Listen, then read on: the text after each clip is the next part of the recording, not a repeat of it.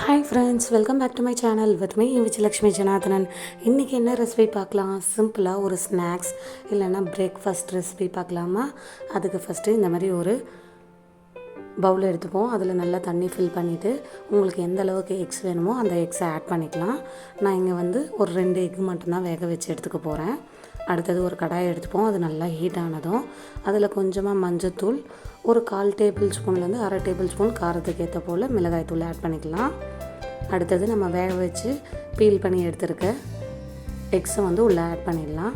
Add பண்ணிவிட்டு இந்த மசாலாவில் நல்லா இந்த மாதிரி மிக்ஸ் பண்ணி விட்டுட்டு நல்லா ரோஸ்ட் ஆகி வரட்டும். அவுட்டர் லேயர்லாம் இது நல்லா ரோஸ்ட் ஆனதும் இதை நம்ம எடுத்து இப்போ தனியாக வச்சுக்கலாம். அடுத்தது பார்த்திங்கன்னா இதே கடாயிலேயே கொஞ்சமாக பார்த்திங்கன்னா சின்ன சின்ன பீசஸாக க்ரஷ் பண்ணி எடுத்துருக்க கார்லிக் ஆட் பண்ணுறேன். வெறும் கார்லிக் தான். அடுத்தது பார்த்திங்கன்னா பெரிய வெங்காயம் சின்ன சின்ன பீசஸாக கட் பண்ணி எடுத்துருக்கேன். நீங்கள் எந்த அளவு குட்டி குட்டியாக கட் பண்ணுறீங்களோ அப்போ சாப்பிடும்போது நல்லா மசாலா சூப்பராக இருக்கும். இதை ஆட் பண்ணிவிட்டு இப்போ நல்லா மிக்ஸ் பண்ணி விட்டுடலாம். வெங்காயம் வதங்கிறதுக்காக நான் கொஞ்சமாக ஒரு 1/4 டேபிள் ஸ்பூன் அளவுக்கு உப்பு சேர்த்துக்க போகிறேன். நீங்கள் மசாலா எந்த அளவுக்கு சேர்க்குறீங்களோ அந்த அளவுக்கு உப்பு சேர்த்துக்கலாம்.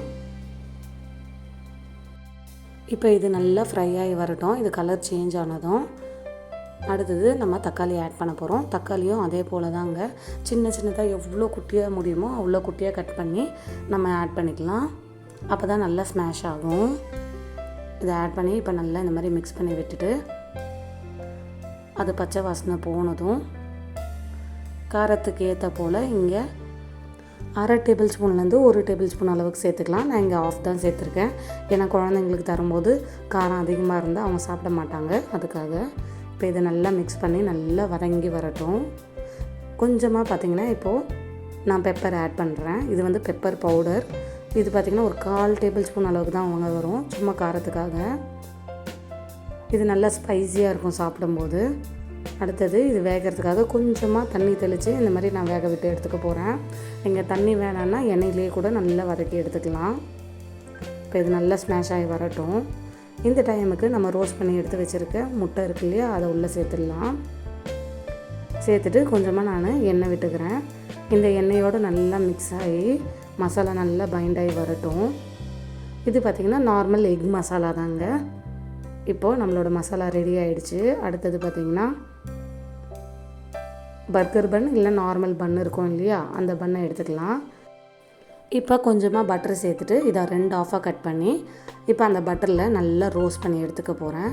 இது நல்லா பட்டர் போட்டு ரோஸ்ட் பண்ணும்போது வெளியே நல்லா கிறிஸ்பியாகவும் உள்ளே நல்லா ஸ்பான்ச்சியாகவும் இருக்கும். இப்போ நார்மல் பன்னை சாப்பிடும்போது அந்த டேஸ்ட் இருக்காது இல்லையா, பட் பட்டர் போடும்போது நல்லா டேஸ்ட்டாகவும் இருக்கும். இப்போது கொஞ்சமாக மேலேயும் பட்டர் சேர்த்து இது நல்லா கிறிஸ்பாகிற வரைக்கும் இந்த மாதிரி ப்ரெஸ் பண்ணி விட்டு ரோஸ்ட் பண்ணி எடுத்துக்கலாம். இப்போ நம்மளோட பன்னு ரெடி ஆகிடுச்சு. இதே போல் நீங்கள் எத்தனை பன்ஸ் எடுத்து வச்சுருக்கீங்களோ அது மொத்தத்தையும் ரெடி பண்ணிடலாம். அடுத்தது இப்போது இந்த ரோஸ்ட் பண்ண பன்னில் நம்ம ரெடி பண்ணி எடுத்து வச்சுருக்க மசாலா இருக்குது இல்லையா, அதை ஈவனாக இந்த மாதிரி ஸ்பூனை வச்சு ஸ்ப்ரெட் பண்ணிக்கிறேன். இதை ஸ்ப்ரெட் பண்ணிவிட்டு நீங்கள் இந்த மசாலா பார்த்திங்கன்னா மஷ்ரூம் யூஸ் பண்ணி செய்யலாம். அதுக்கப்புறம் பார்த்திங்கன்னா எந்த வெஜிடபிள் வேணாலும் யூஸ் பண்ணலாங்க. ஒரு எக்கை நடுவில் வச்சிடலாம். வச்சுட்டு கொஞ்சமாக மேலே நான் மைனஸ் போடுறேன். நீங்கள் வேணால் சீஸ் இருந்தால் ஆட் பண்ணிக்கலாம், இல்லைனா எந்த சாஸ் வேணாலும் ஆட் பண்ணிக்கலாம். போட்டுட்டு இப்போது அடுத்த ஆஃபை மேலே வச்சு இப்போது க்ளோஸ் பண்ணிவிட்டு டர்ன் பண்ணிக்கலாம். பாருங்கள் எவ்வளோ சூப்பரான எம்மியான ஒரு snack and morning breakfast ready ஆகிடுச்சு. இது சிம்பிளான டிஷ் தாங்க. இது செய்யறதுக்கு வெறும் 15 மினிட்ஸ் இருந்தால் போதும். இப்போது அதே போல் மற்ற பன்ஸ்லேயும் ஸ்ப்ரெட் பண்ணி நடுவில் எக்கை வச்சுட்டு எந்த சாஸ் வேணுமோ அதை ஸ்ப்ரெட் பண்ணிவிட்டு இந்த மாதிரி க்ளோஸ் பண்ணி எடுத்துட்டோம்னா நம்மளோட சிம்பிளான எக் பன் ரெடி ஆகிடும். மேலும் இந்த மாதிரி சின்ன சின்ன சிம்பிள் ரெசிபிகளுக்கு மறக்காமல் என்னோடய சேனலை லைக் பண்ணுங்கள், ஷேர் பண்ணுங்கள் அண்ட் ப்ளீஸ் சப்ஸ்கிரைப் பண்ணுங்கள். தேங்க்யூ ஃபார் வாட்சிங்.